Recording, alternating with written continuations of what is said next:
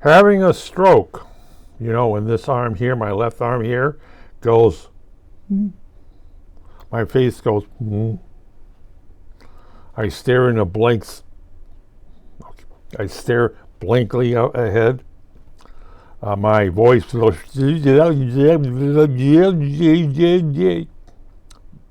you talk that way all the time? You're having a stroke, and it can be very serious. One of the reasons us quote or said take aspirin, like one a day, sometimes two, is that you want to keep your blood thin. Thinner the blood, less chance of it clogging. Up here or down here, left-hand side, clogging. That's one of the reasons that I think fish oil is supposed to be another one of those things that basically makes the blood too thin. The problem is if you cut yourself, you don't clot.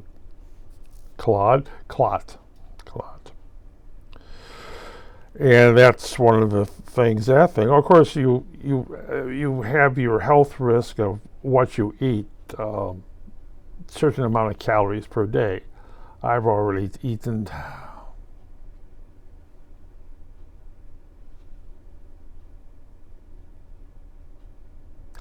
I don't know how much I've eaten today. I haven't. No, I've still got my cup of oatmeal and raisins. Now that would be my morning breakfast. I'm ready to have it what time it is, morning breakfast.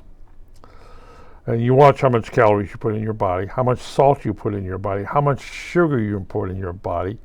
And I like to do is drink Coca-Cola. If it's a can of Coca-Cola, I like to take a third of that, pour it into a glass, and then add water. It's a flavor thing. But don't use sugar, man. That's it. Cut down your salt. How you do it? You open up a can. It's a can of vegetables. There's preservative. It basically is salt. You pour that out. You add or you wash that down, and you eat your vegetables. A lot of meats are pure cured, and one way of curing is with potassium nitrate.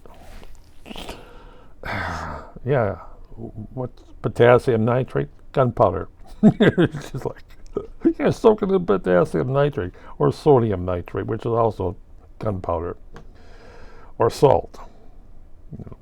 The old thing about a lot of sausages coming to this country are salted, really salted.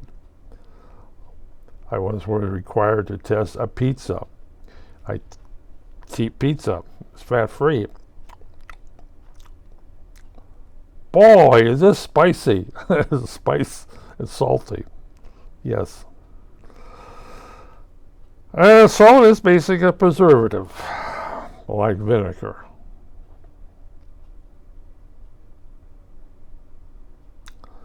So, but many strokes, if this arm goes thing and you start slushing your voice in that and you're blurring and your face goes like that, go call an ambulance, call 911, pull over if you're driving. It's one of the things I look at it all the time. How is my heart going? Am I taking enough deep breaths?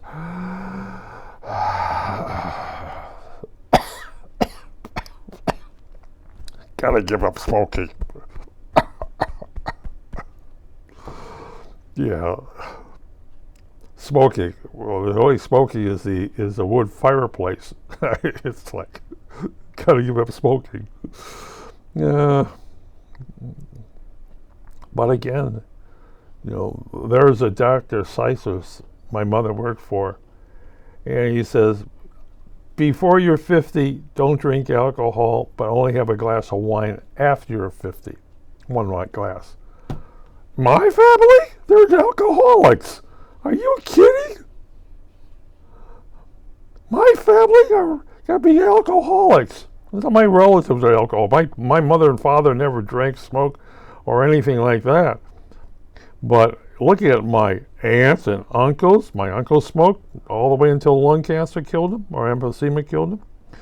My aunt is the same way. She would sit there with her glass of beer every day, and her liver gave out, her kidney gave out, lung gave out. You don't do this. My mother worked in the medical field. You don't smoke. You don't smoke. That's it. You don't drink. Our family are basically drunks. My nephew used to drink, and then one day he couldn't drink. He had a can of beer one day. Next day he had another can of beer. He got sick as a dog. Well, sick, very sick. Shouldn't insult dogs. So, mini strokes. You're looking for them all the time. That's why you climb stairs. Go climb the stairs. Go down the stairs. Go climb the stairs. Go down the stairs.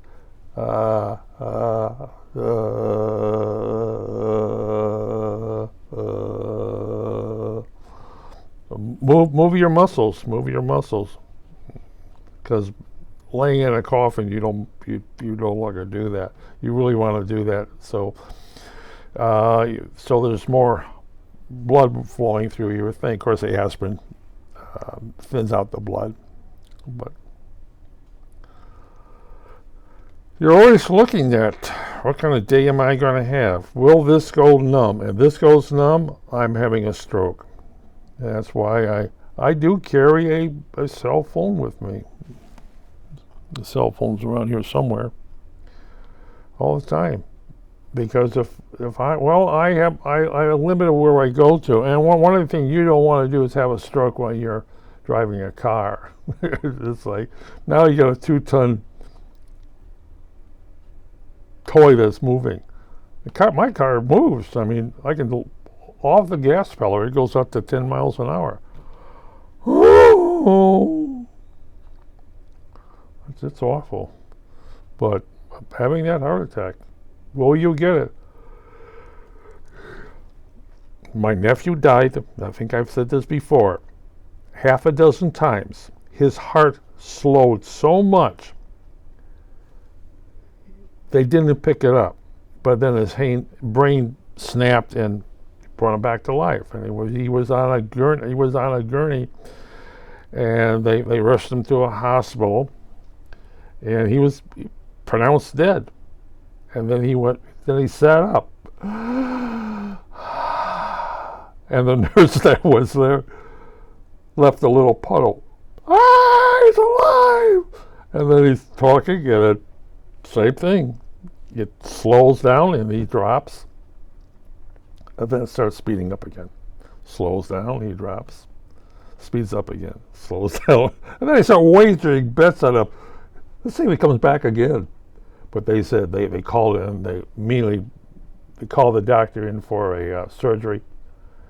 And